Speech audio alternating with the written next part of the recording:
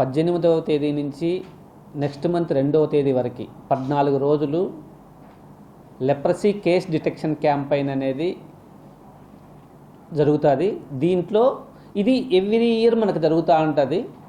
దీంట్లో మన main aim ఏంటంటే వీళ్ళకి డిఫార్మిటీస్ వచ్చేంతవరకు కొద్దిమంది బయటపడడం లేదు కొన్ని కేసెస్.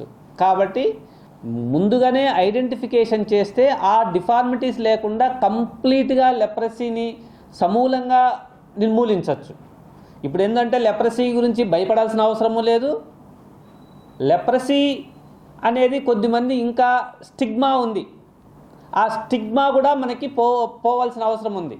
ఎవరిని లెప్రసీ ఉండేవాళ్ళు ఎవరు కూడా ఆ డిసీజు మనకి కంట్రోల్ అవుతుంది, కంప్లీట్గా 100% క్యూర్ అవుతుంది. ఒకవేళ ఎవరైనా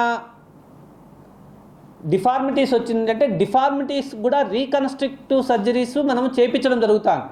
ఇక్కడ నెల్లూరులో మనం రీకన్స్ట్రక్టివ్ సర్జరీస్ చేపిస్తున్నాం లెప్రసీ ఉండే వాళ్ళకు కూడా. డిఫార్మిటీస్ కాళ్ళకు కానీ చేతులకు కానీ కంటికి కానీ ఇలాంటివి ఏవైనా ఉంటే వాటికి కూడా మనము సర్జరీస్ చేయించడం జరుగుతుంది.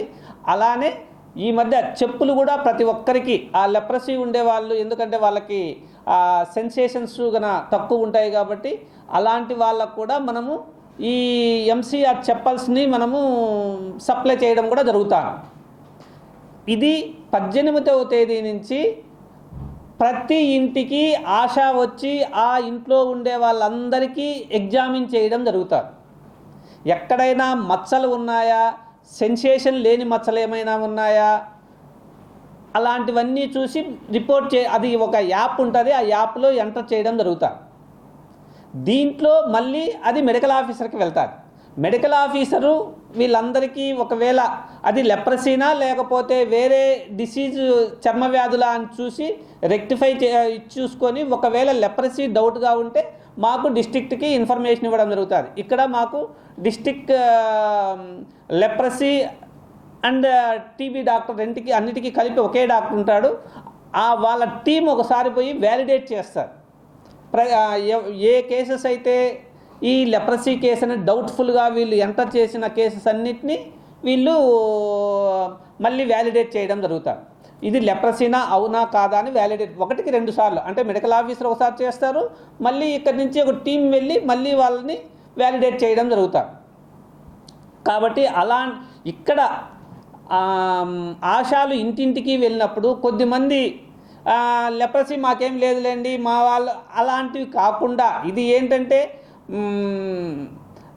ఎవరికైనా వచ్చేదానికి అవకాశం ఉంది. దీంట్లో ఓన్లీ ఈ కమ్యూనిటీకే వస్తుంది అనేది ఉండదు. కాబట్టి ఎవరికైనా కూడా ఈ లెప్రసీ వచ్చే అవకాశం ఉంది. కాబట్టి ప్రతి ఒక్కరూ ఈ ఇంటింటికి వచ్చి ఈ సర్వే చేసేటప్పుడు వాళ్ళకి సహకరించి ఒకవేళ ఇది ఉంటే కరెక్ట్గా ట్రీట్మెంట్ కానీ తీసుకుంటే తగ్గిపోతుంది. కాబట్టి ఇది మనకి మెయిన్గా ఏంటంటే దీనివల్ల 14 రోజులు జరుగుతుంది. లాస్ట్ టైం మన దగ్గర 90 కేసులు ట్రీట్మెంట్లో ఉన్నాయి. మన డిస్ట్రిక్ట్ మొత్తం మీద 90 కేసెస్ మనకి ట్రీట్మెంట్లో మనకి చేస్తున్నాం. కాబట్టి ప్రతి ఒక్కరూ దీన్ని యూటిలైజ్ చేసుకొని ఒకవేళ ఏదైనా మచ్చలుంటే 1కి 2 మా టీం వచ్చినప్పుడు వాళ్ళని ఎగ్జామిన్ చేసేటట్టు చేపించి ఈ కేసెస్ అన్నీ మనకు రిపోర్ట్ అయితే మనము కొన్ని రోజుల తర్వాత